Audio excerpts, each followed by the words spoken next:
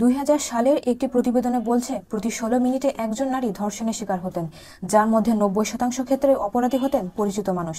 আজ যেমন আমরা অভয়ের বিচারের জন্য লড়ছি, তেমনি প্রশ্ন করা জরুরি, অপরাধ কেন বাড়ছে?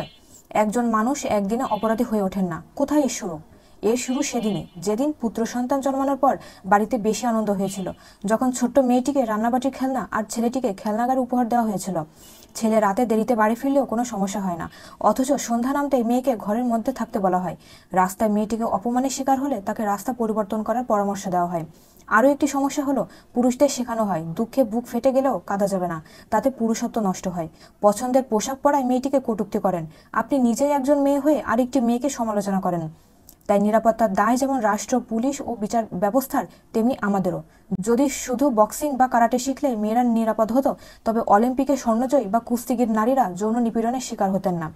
আমাদের মানসিকতা না বদলালে প্রতিদিন অসংখ্য অভয়া হারিয়ে যাবে।